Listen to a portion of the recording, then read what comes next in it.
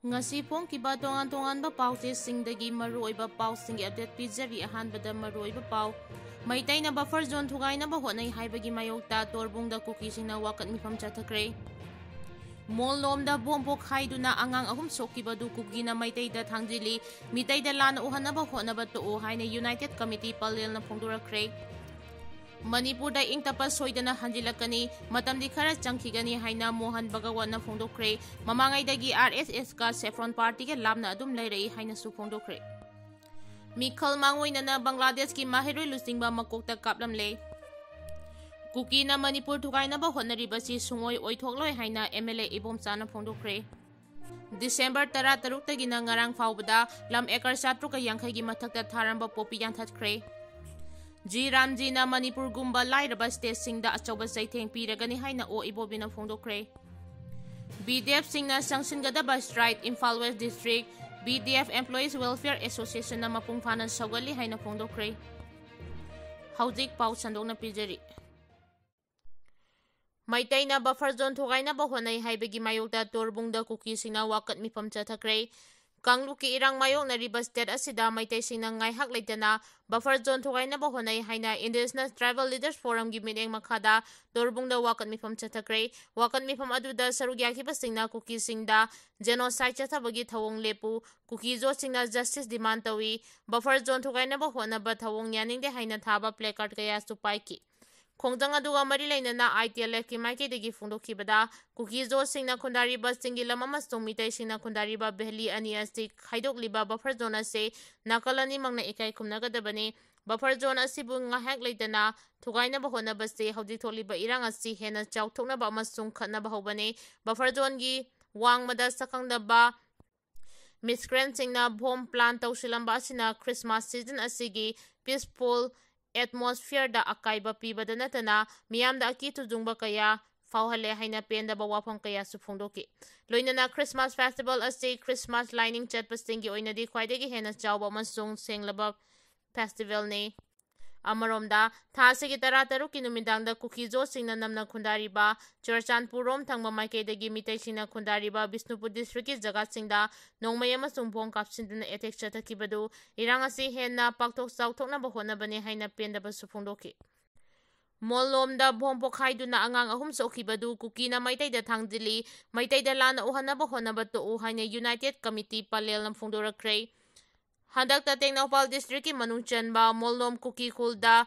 2 East Motor gi bhom ama pokhai handuna machin manaw yauna anga ahum sokiba thawdo adu Kuki singna Maitayda maral thangjinaba hotnari security force singna section na ngak senduna leiriba mafam aduda 2 East Motor kapagi makhal ama fawba tabasu leikide adumangna maram oiraga bhom adu angangsing aduna sanarubada soiduna pokhairakpa oigane haina launari thawdo aduda soklaba angang amadi makhong kakpagi phibamda leikrabani bom pokhaibagi thawdo adu kamdongna thokibano haiba police na soidana thidilamgani irang yamna kalingai matamda kablakiba bom ama pokhaidana lairambadagi makhoina madu soklurabra haibasu police ki maikidagi kariguma amata kangthokpa leite Maram asina Kuki gi miyamnadi buffer zone asi matam chupada ikai khumnaba amasung bhong kapsinbagi thawdok adu mitai singna chathai haina maral chiri Maraga sida United Committee Palel gi convener M Jibana thadurakiba cherol amana hai bhom pokhaibagi thawdok aduna ingna sikna leijaramba palel amadi masigi akoibada leiba miyamda nungaitaba pokhale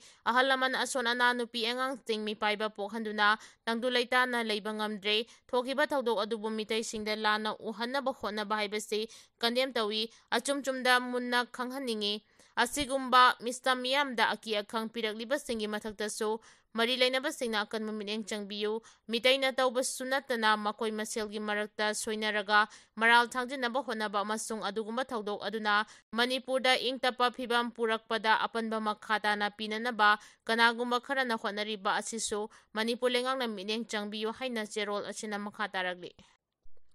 Kuki na Manipur Thugaina Hotnarib asi sungoi Oithokloi haina MLA Ibomchana phongdokre Purupumbana amatoina lepminarabadi Kuki na Manipur Thugaina Hotnarib asi sungoi Oithokloi haina Lamlai Kendragi MLA Khongwan Tabam Ibomchana Kangu Singjin Khulen Primary School da pangthokiba back to school gi thoramda phongdokre Manipur State Rural Livelihood Mission ni makhada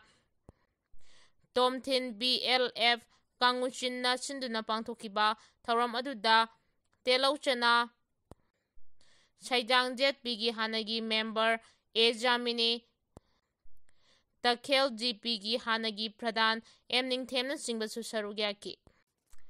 Mikhal Mangoinana Bangladesh ki Mahirelu Singba Makokta Kapmle Bangladesh da Inkilamans ki spokesperson Usman Hadi Hatkibiki Matangda Miyamna Irang Hauringai ki Serakta Sakhangda Bakulai Paibasingna National Citizen Party NCP ki senior leader Muhammad Moltelet Sikadar Makokta Nongmei Kapmle Khulna City ki Senagang area da Leiba Masagi Mayumda Ngarang Ayu Pung 11 minute 45 taba matamda Mahirelu Singba du Sakhangda Basingna Nongmei Kapmle NCP Khulda Metropolitan Unit ki organized site Nawars na Fondukibagi Matung ina NCP Labor Wing ki Khulda Divisional Convener oina Thaupu Bagaloinana Central Organizers su oiriba Sikadar na rally ama sinaba tharang tawringaida Sakhangdaba miyoi kharana Nongmei Kaplam kibani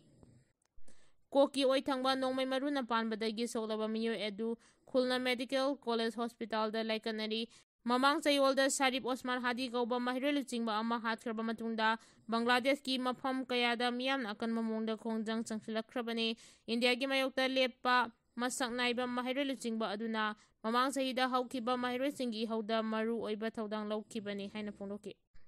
December 13 tagi nangarang phawbada lam acre 480 ki mathakta tharamba popi yanthakre Drug amasung mayay kabani samaru pang namang hanaba security force na sangsilagliba Khongjang Ngasigi manung chana thasigi 13 tagi ngarang December 13 fawba Ukhrul district amasung Kangpopi district itongan tungan mamafam singda lam acre 480 da tharamba popi pambi singyan tatuna manghankre official source amana hariba matamasigi manungda Ukhrul district da lam acre 480 da tharamba yamlaba popi singyan tatkre Hairiba matamasigi manungda Ukhrul district lam acre Chaunga Yankai Mapanda Tharamba Yamlaba Popi Singya Tatki Hairiba Popi Singa Silitan Police Station yi manung chenba Yaulen Lamlai Singfai Songfel amasung Mulam Hill Range amadi Somdal Police Station yi manung chenba Champum Tainem Phali amadi Chamtai area da tharamani Operation aduda Popi thabda sinaba Kangpok Sang Maripunitoy Operation aduda Popi thabda sinaba Kangpok Sang Maripunitoy stumai thaduna manghanki thaudok sing aduga mari leinana tongan ba FIR ahum laukhatkibaga loinana makhataba investigation gi thabak chathari hairi Manipur da ingtaba soidana hanjilakani matamdi khara changkhikani haina Mohan Bagawana phungdorakre mamangaidagi RSS ka Saffron Party ga lamna adum lairai haina su phungdokre Kanglu gi rangna sokhalaba Manipur da mahosagi phibam hanjilahna bohonabada matam changna changkhigani haina Rashtriya Swayam Sevak Sangha RSS ke luchingba Mohan Bagawana phungdorakre Manipur da handakta laklamba RSS ke luchingba sina Kolkata da pangthokpa Sanghagi centenary da wangangaduna hai awang nongpoki state ama oiriba Manipur da chetuna tongan balup singi luchingba singa unadna wari sanarakre damna mahotagi phibam da hanjilakpa tarabaso mapung fana tangdu laitaba phibam hanjilhana bahonabada matam khara changkhikani